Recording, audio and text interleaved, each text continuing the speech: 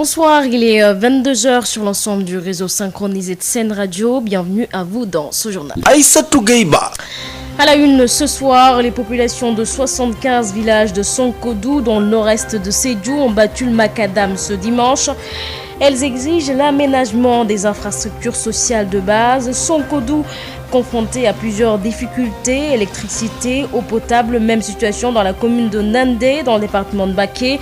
Une situation difficile décriée par les populations. Et puis à Ziguinchor, l'APR tire sur l'opposant Ousmane Sonko. Et son slogan « Sénégal tant pis », l'heure est plutôt à la construction de Ziguinchor, clame le directeur général de l'AIBD à l'occasion de sa venue afin d'octroyer une ambulance à la communauté mouride de Ziguinchor. Dans le sud du pays, comme promis, le centre de santé construit pour un coût global de 350 millions par l'international sénégalais Sadio Mané a été inauguré à Bambali, un centre de santé qui polarise 34 villages. L'infrastructure va enrichir la carte sanitaire de la région. Sydney. Aïssatou Gueiba. À la présentation, Alsan Ouad assure la mise en onde de ce journal. Mais d'abord, cette collision entre deux motos Jakarta à hauteur de l'université Alioune Diop de Bombay. Le bilan, 3 blessés, dont 2 dans un état grave. Les blessés ont été transportés à l'hôpital Heinrich Lubbe de Diourbel par les sapeurs-pompiers. Nous y reviendrons certainement dans nos prochaines éditions avec notre correspondant Adam Manja. Et puis je vous le dis en titre, marche populaire ce dimanche à Kandiadiou de 75 villages de Sonkodou dans le nord-est de Sédhiou pour exiger l'aménagement des infrastructures sociales de base. Le Sonkodou est enclavé et manque de points d'eau potable et d'électricité. Les structures de santé n'existent que de nom par endroit et les femmes en couche meurent en donnant la vie. Les populations de ce terroir interpellent les décideurs à songer à leur sort. Radamanjai, le porte-parole des manifestants, est avec Moussa Dramé. Nous, populations de Sonkodou, nous sommes meurtris. Nous sommes oubliés par l'État du Sénégal. Et nous exigeons la reconnaissance de l'État. Nous, depuis l'indépendance jusqu'à nos jours, le Sonkodou qui traverse plus de 75 villages avec plus de 90 km de long n'a même pas d'infrastructure routière. Nos mamans sont en train de souffrir en utilisant les mots rudimentaires pour au moins transformer le mil en farine. C'est ça la vérité. Le Sonkodou est en train de pourrir, le Sonkodou est en train de souffrir. On n'a pas de route, plus de 75 villages n'a même pas de route, ni hôpital, ni eau potable. Voici les mots qui gangrènent notre population. Nous mourons, nous sommes oubliés. C'est pourquoi aujourd'hui, nous nous sommes levés en une seule personne pour combattre, montrer à la population du Sénégal, plus particulièrement au président de la République, que le Sonkodou a voté depuis l'indépendance jusqu'à nos jours. Nous souffrons tout. On n'a même pas les moyens rudimentaires. Le Sonkodou n'a pas d'électricité, pas de case de santé. Les femmes meurent en donnant des naissances. Nous n'avons pas de route, surtout pendant l'hivernage quand il pleut. Finalement, la population est restée coincée chez elle et elle ne peut pas sortir. Voici ce que nous avons mis sur la table aujourd'hui, dire à l'État du Sénégal, mettre fin à ça. Sinon, nous allons passer à la vitesse supérieure. C'est ça notre alerte. Voilà. Direction Mbaké, où l'accès à des soins de qualité est l'une des difficultés de la population de la commune de Dandé dans le département de Mbaké. À cela s'ajoute le manque d'eau et d'électricité. Tout ici. Les 7 km qui séparent la route nationale et le village de Dendey sont impraticables. Les populations souffrent de problèmes de santé à cause de la latérité. Dendey manque également d'infrastructures sanitaires et d'eau, une situation déplorée par Khadim Samb qui a rencontré la population ce week-end. Courant bi ci jamonoy président Abdou Diouf lañ ko fi defan booba Maguette Diouf mooy ministre énergie. C'est le développement de Dendey qui me préoccupe. Nous avons besoin d'eau, nous avons besoin d'électricité. Et vous avez vu l'état de la route. Nous voulons une route praticable. Sur le plan de la santé, nous avons des difficultés. La seule case de santé est insuffisante. Nous avons besoin d'un poste de santé, voire même d'un hôpital digne de ce nom. Et je me battrai pour cela. Le chômage des jeunes, l'insuffisance en intrants agricoles préoccupe également Khadim Samb, natif de la localité, qui ambitionne de diriger la municipalité de Dendey. Il a par ailleurs apporté des vivres aux populations qui lui ont manifesté leur engagement. Touti Seimbake, Sud FM. Parlons politique à présent. À Ziguinchor, l'APR tire sur l'opposant Ousmane Sonko et son slogan Sénégal tant pis. Le directeur général de l'AIBD, qui octroyait une ambulance à la communauté mouride de Ziguinchor, estime que l'heure est à la construction de Ziguinchor. Doudouka, responsable politique, est d'avis que la bataille de la mairie de Ziguinchor tournera de Baldé et lui. Ces propos sont recueillis par Ignace Ney. Est-ce que Sénégal tant pis pour les mourides aujourd'hui? Je donne un exemple très simple. Est-ce que vous avez entendu la communauté mouride aujourd'hui de Ziguinchor dire que c'est Sénégal c'est tant pis? Non, vous avez vu une solution à une demande longtemps insatisfaite. Donc chacun peut être à travers la télé dire ce qu'il souhaite. C'est normal, c'est son rôle. Donc on le lui conseille. Mais nous, sur le chemin que nous sommes, c'est le chemin d'accompagner les populations, de construire le futur de notre pays, le futur de notre vie. Et c'est cela qui est important pour nous, c'est cela qui est important pour le président de la République. Chacun joue son rôle et lui, il est dans son rôle. Nous, on est dans notre rôle, c'est de construire l'avenir, le futur du Sénégal qui doit être un futur de référence. Coalition de Benno Bokk Yakaar est la première force politique du Sénégal. C'est normal, quand on est la première force politique, on est la plus grande force politique, c'est normal qu'on ait les plus grands leaders politiques. Ça, c'est normal. On prend le cas à Ziguinchor, c'est normal. On a des leaders. Une confrontation Doudouka Abdoulaye Baldé, c'est un arbitrage qu'on devrait faire. Mais c'est clair, l'ambition que nous avons, c'est que la mairie reste au pouvoir et autant que c'est peu, dans le premier parti du pouvoir, c'est APR. Nous, on travaille pour avoir la confiance des populations de Ziguinchor, pour accompagner le président de la République à construire notre ville, à faire de Ziguinchor la ville du futur, la ville sénégalaise du futur. Justement, parlons de ces élections municipales prévues le 23 janvier prochain. Le maire sortant de Taïba Ndiaye déclare sa candidature. Son meeting de rentrée politique, une occasion pour Alelo de dresser son bilan. Babacar Sow. Déclaration de candidature aux prochaines élections municipales du 23 janvier 2022. Le maire sortant de Taïba Ndiaye, Alelo, a organisé son meeting de rentrée politique. Une occasion pour le vice-président à l'Assemblée nationale de solliciter encore une fois de plus le suffrage des populations de Taïba Ndiaye pour un autre mandat. Alelo, maire de la commune de Taïba Ndiaye. Il s'agit de procéder à une déclaration de candidature pour demander que leur maire, le président Alelo, puisse encore bénéficier de leur confiance à l'occasion des prochaines élections de janvier 2020. C'est donc pour moi un honneur et en même temps une responsabilité. C'est dans les mêmes conditions qu'en 1990, les populations de Taïba Ndiaye avaient sollicité ma candidature. J'espère qu'elles n'ont pas été déçues. Cela a déjà fait presque 30 ans et Taïba Ndiaye aujourd'hui est quand même l'une des communes phares. Il a profité de cette déclaration de candidature pour dresser le bilan de ses réalisations depuis qu'il est à la tête de la municipalité de Taïba Ndiaye à Lelo. Nous avons réalisé 100% en adduction d'eau, 100% en électricité, surtout 100% en désenclavement. Toutes nos pistes aujourd'hui, tous les villages sont reliés par des pistes et nous avons commencé à goudronner chaque année au minimum 2 pistes pour qu'au terme de ce prochain mandat, l'ensemble des pistes soit entièrement goudronné. C'est dire notre challenge aujourd'hui, c'est l'emploi des jeunes et le financement des groupements féminins. Nous avons bon espoir au vu des contacts que nous avons déjà pris avec les partenaires, avec AgriJeunes, avec l'ADER pour le financement des jeunes des femmes, mais avec des partenaires de l'État. Tivaouane, Babacar Sow depuis Taïba Ndiaye pour Sud FM. Babacar Sow, inauguration d'un centre de santé de 350 millions construit par Sadio Mané à Bambali. Un centre de santé qui polarise ou qui va polariser plus de 34 villages. Il comprend une maternité, une infirmerie, un bloc opératoire, une morgue et d'autres salles dédiées à la prise en charge de différentes pathologies. L'international sénégalais annonce que d'autres réalisations vont suivre pour accompagner Bambali dans son développement économique et social. Sadio Mané est avec Moussa Dramé.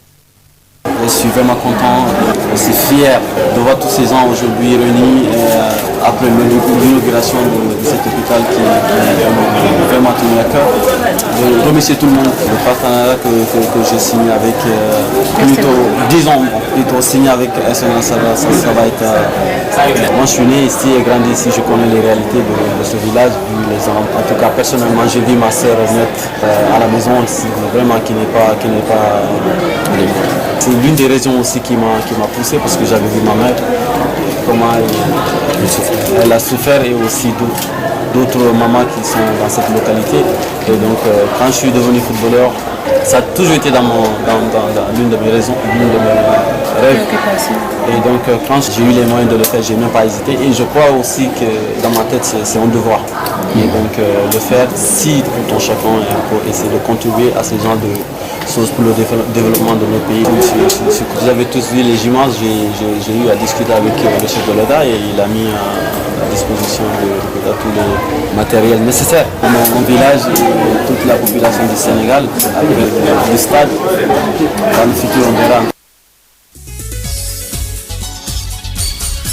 Sud International. Direction le Nigeria, où après 15 mois de fermeture des frontières, le gouvernement nigérien a décidé de les rouvrir. La décision prise lors du dernier conseil des ministres précise que c'est grâce au contrôle du Covid-19 dans le pays. Une décision saluée par les opérateurs économiques du pays. Avec cette réouverture, le gouvernement espère relancer les activités économiques du pays. Et puis l'ECO sera lancé en 2027. Le projet de monnaie commune aux 15 pays de la CEDEAO est de nouveau sur les rails après avoir été suspendu en raison de la pandémie. Samedi 19 juin, lors du sommet des chefs d'État de la CEDEAO, le président de la commission, Jean-Claude Cassibrou, a présenté une nouvelle feuille de route. Direction le Burkina, où une journée scientifique pour traquer les auteurs de délits d'apparence a eu lieu. Elle est organisée par le Centre d'études et de recherche sur la criminalité et la délinquance financière. C'est un cadre de réflexion des différents acteurs sur la problématique du délit d'apparence. La correspondance de Mathieu Somda. Le délit d'apparence qui concerne le train de vie d'une personne qui vit au-delà de ses moyens s'applique difficilement au Burkina malgré les dispositions législatives. L'inquiétude est portée par le contrôleur général d'État, Luc Marius Ibriga. Considérer que quelqu'un a un patrimoine qui est au-dessus de ses avoirs légaux, ça suppose qu'on ait fait un certain nombre d'enquêtes sur lui pour avoir ces éléments. Mais même s'il y a inversion de la charge de la preuve, le délit d'apparence demande beaucoup de ressources pour aboutir, même si c'est la personne qui doit prouver qu'elle justifie son patrimoine. Vous qui l'accusez, vous devez également avoir des éléments pour contester éventuellement ce qu'il va affirmer. Donc ça n'allège pas la procédure dans la mesure où il faudra toujours faire des investigations, des expertises pour pouvoir prouver l'existence du délit d'apparence. La journée scientifique du Centre d'études et de recherche sur la criminalité et la délinquance financière sur le délit d'apparence évalue les dispositifs en place. Issa Fayama, directeur de cabinet du ministre en charge de la justice. À l'issue de cette journée, les recommandations dans le sens d'améliorer la loi, voire le fonctionnement du pôle judiciaire économique financier qui seront adressés au ministère seront l'objet d'une oreille attentive pour faciliter la répression de cette infraction qui est une gangrène aujourd'hui pour notre société. Le centre d'études et de recherche sur la criminalité et la délinquance est fonctionnel depuis 2020. Mathieu Somda depuis Ouagadougou pour Sud FM.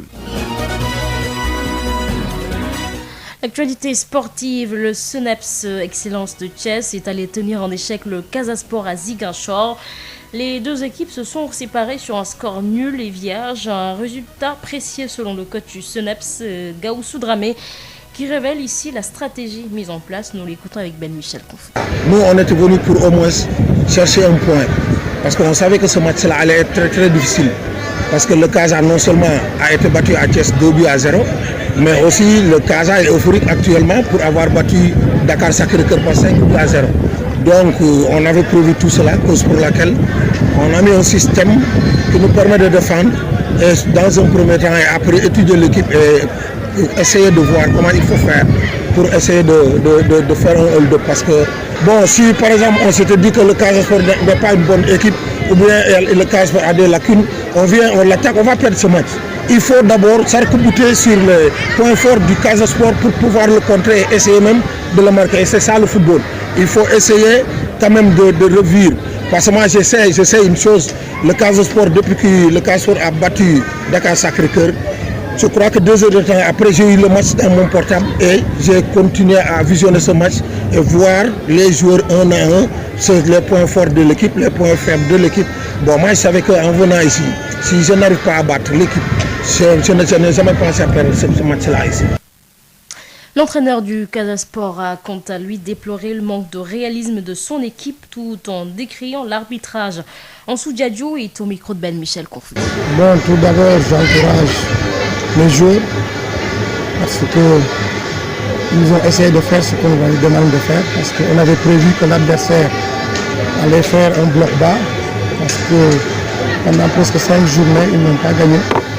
Donc, se déplacer à Ziguinchor, on savait qu'ils n'allaient pas sortir. Et on s'était préparé à faire le jeu, n'est-ce pas, dans leur zone. Mais malheureusement, on a manqué de réussite. Et ils ont été un peu aidés par l'arbitrage qui a facilité un peu leur manière de jouer. Ils ont mis de l'impact dans le jeu. L'arbitre devait pouvoir jouer son rôle d'arbitre, mais malheureusement il ne l'a pas fait. Et on a continué dans cette lancée-là, mais malheureusement ils n'ont pas pu le bidon. C'est des regrets parce que, comme on l'a dit à Ziguinchor, notre objectif c'est de prendre tout le temps les 3 points. Mais si on ne prend pas les 3 points aussi, nous avons des regrets, mais on va continuer le travail, n'est-ce pas, pour que la prochaine fois, pour qu'on puisse vraiment marquer des buts à domicile. Euro 2021, le pays de Galles qualifié pour les 8e de finale avec l'Italie. La Suisse, 3e du groupe A.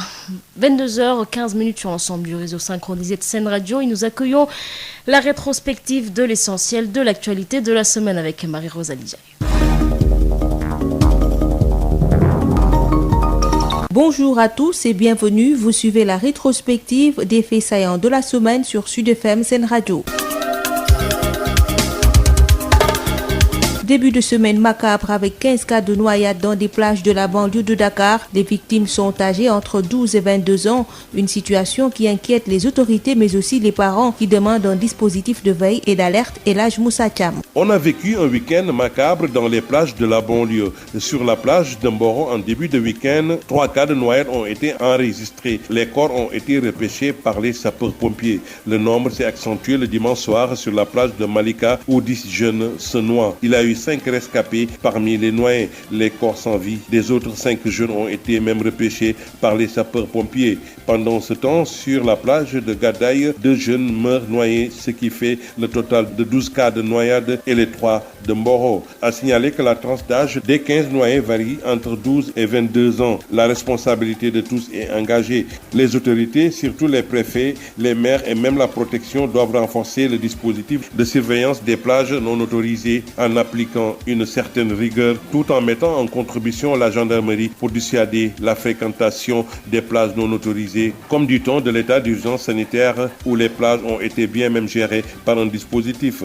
Les sapeurs-pompiers doivent ériger des flotteurs pour délimiter les zones dans les plages autorisées en cette période de forte fréquentation des plages par les jeunes, voire installer de petites brigades d'intervention sur les plages pour appuyer les maîtres nageurs volontaires qui ne bénéficient même pas d'appui des collectivités territoriales. La responsabilité des parents pointée du doigt. Ces derniers doivent redoubler de vigilance concernant la sortie des enfants qui des fois se dérobent des classes et même de la maison pour se rendre à la mer par groupe. La Grande Côte va encore continuer de faire des victimes si nous ne redoublons pas d'efforts sur la surveillance des plages et l'occupation des enfants pour les éviter de se rendre dans les plages non autorisées et autorisées en cette période de canicule. Banlieue dakaroise, Elhadj Moussa Thiam, Radio Sud FM. À Kaolack, des étudiants de l'université du Sine Saloum en grève mardi ont caillassé et endommagé des bureaux, des climatiseurs et mobiliers. Ils ont cassé des vitres et occasionné d'autres dégâts. Le lendemain, mercredi, les étudiants de l'université virtuelle du Sénégal de Kaolack et Diourbel ont également perturbé les enseignements dans les lycées pour exiger de meilleures conditions d'études. Il y a eu une dizaine d'interpellations avec l'intervention des forces de sécurité. Face à ces remous et d'autres annoncés, le SAES suspend les cours à l'université Cheikh Anta Diop de de Dakar jusqu'à nouvel ordre. En réunion mercredi,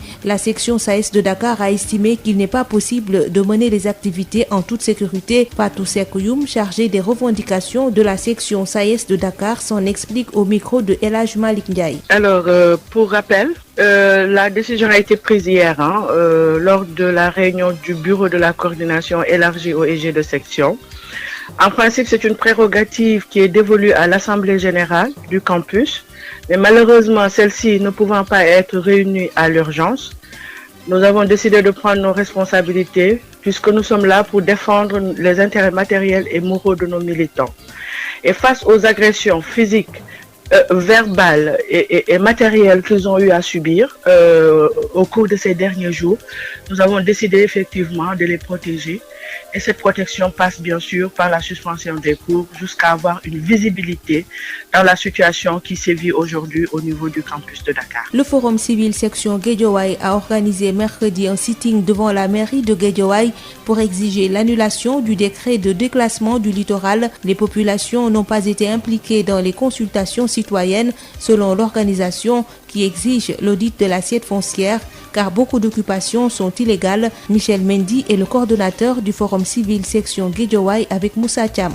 Ce décret-là, nous disons que nous ne sommes pas d'accord. Demandons son annulation. Tout simplement, la procédure pour arriver à ce décret de déclassement ne nous agrée pas parce qu'à aucun moment, les populations de Guédiawaye n'ont été impliquées dans les consultations. Il n'y a jamais eu de consultation citoyenne ici, dans la ville de Guédiawaye. C'est la ville de Guédiawaye qui a un projet d'aménagement du littoral, qui a sollicité tout simplement les conseils municipaux de la ville en leur promettant des terrains à usage d'habitation des cités municipales et qui a demandé qu'on fasse une délibération. La délibération a été approuvée par le préfet et voilà, ça s'est enclenché comme ça. La société civile de Guédiawaye justement avait proposé qu'on fasse un plan d'aménagement concerté, c'est-à-dire qu'on organise des forats pour consulter les citoyens, ensuite on pouvoir aboutir à quelque chose de participatif et ça n'a jamais été fait. Autre chose, c'est que le président de la République lui-même, M. Macky Sall, dans ses différentes déclarations concernant cette bande-là, jamais il n'a été question pour lui d'éradiquer la bande. Il a toujours instruit, notamment le ministre de l'Environnement et du Développement durable, à s'occuper de la bande, à voir pourquoi les gens étaient autant intéressés par l'histoire de cette bande-là depuis le passage de la VRN3.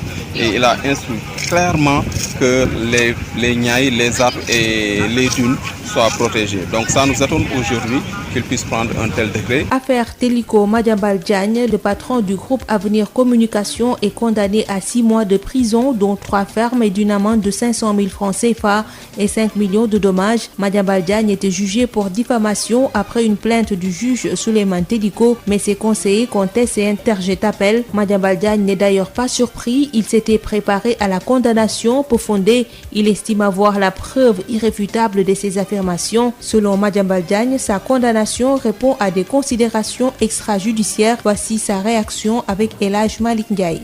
C'est une décision qui vraiment ne m'a pas surpris et n'a surpris personne parce que depuis plus de 48 heures, après que la chambre correctionnelle avait délibéré, l'information avait circulé au niveau du palais de justice.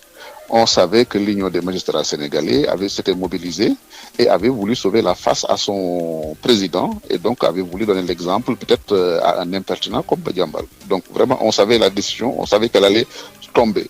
On s'y attendait, on s'y était préparé. Tous nos amis, tous les journalistes même qui suivaient cette affaire-là étaient déjà informés.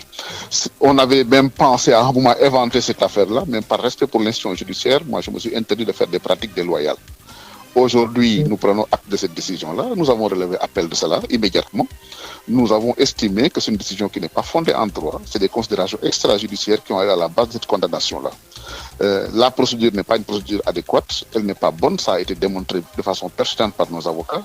Mais dans le fond, la preuve irréfutable des affirmations que j'avais eu à faire ont été rapportées devant la barre du tribunal et les documents ont été versés dans cette procédure-là. Donc si aujourd'hui on arrive en voie de condamnation avec une peine aussi lourde, on comprend qu'il y a des a priori, on comprend qu'il y a des considérations extrajudiciaires. Je suis un citoyen sénégalais, j'ai foi à la justice de mon pays. J'avais la possibilité d'accuser des magistrats membres d'une organisation que dirige la partie civile. Je ne l'ai pas fait parce que je considère que je peux faire foi à la justice de mon pays. Et c'est pour ça que je continuerai la procédure. Je vais relever appel. Je suis un citoyen qui n'attend pas moins que le respect de ses droits. Souleymane Télico a été devant la justice. Moi aussi, j'ai saisi la justice. par le biais d'une demande d'autorisation du ministre de la Justice pour que je puisse porter plainte contre lui pour m'avoir diffamé, j'ose espérer qu'en tant que citoyen sénégalais, si tant que les Sénégalais sont égaux devant la loi, que cette autorisation me sera donnée et que justice me sera rendue. En politique, le leader de PASTEF, Ousmane Sonko, annonce le début de sa tournée politique dénommée Nemmeeku Tour, une tournée qui se fera les 23, 24 et 25 juin 2021. Le leader du parti PASTEF avertit le pouvoir qu'il ne permettra aucune attaque lors de cette tournée. Il a fait face à la presse vendredi. On l'écoute au micro de Aïssatou Gueye-Ba. Le peuple ne veut pas de lui. Le peuple ne veut plus de lui, ni de son équipe, ni de ses méthodes. Et il est temps qu'il prépare ses valises pour partir en 2024. Je terminerai par dire immédiatement après, s'il plaît à Dieu, je lancerai notre tournée nationale qui, s'il plaît à Dieu, se déroulera sur 2 ans. Parce que nous ferons le tour du Sénégal, commune par commune, département par département. Nous prendrons le temps à chaque étape de communier avec ce formidable peuple sénégalais qui nous attend partout, qui demande qu'à nous voir, et nous étalerons cette tournée sur 2 ans. Il nous est revenu de plusieurs sources bien informées que ces nervis que vous voyez là sont préparés également pour saboter les tournées, comme ça a été d'ailleurs le cas hier avec Bougane Gueye Dany. Nous attendons le moment venu, on avisera, mais comme je l'ai dit durant cette conférence de presse, nous ne sommes pas là pour nous livrer à des assassins ou des nervis pour nous laisser faire.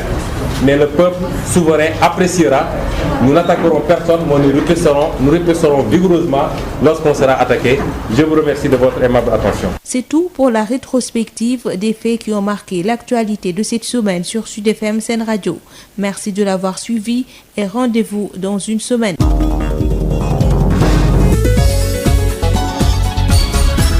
Aïssatou Gueye-Ba. 22h25, c'est la fin de ce journal, mais avant de nous quitter, le rappel des titres.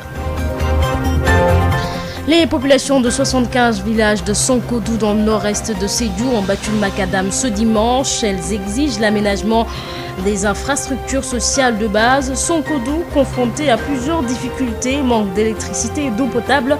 Même situation dans la commune de Ndende, dans le département de Mbaké, une situation difficile décriée par les populations. Et puis à Ziguinchor, l'APR tire sur l'opposant Ousmane Sonko et son slogan « Sénégal tant pis ». L'heure est plutôt à la construction de Ziguinchor, clame le directeur général de l'AIBD à l'occasion de sa venue afin d'octroyer une ambulance à la communauté mouride de Ziguinchor. Dans le sud du pays, toujours comme promis, le centre de santé construit pour un coût global de 350 millions par l'international sénégalais Sadio Mané a été inauguré à Bambali, un centre de santé qui polarise 34 villages. L'infrastructure va enrichir la carte sanitaire de la région. Voilà, c'est la fin de ce journal. Merci de l'avoir suivi. Merci également à Al Sanouad qui en a assuré la mise en onde. Je vous retrouve à 0h pour le prochain bulletin d'information. Ça sera en français et en wolof, bien entendu. Mais ne bougez pas, restez sur nos ondes. Dans un instant, votre émission Khaware avec Tata Daibopa.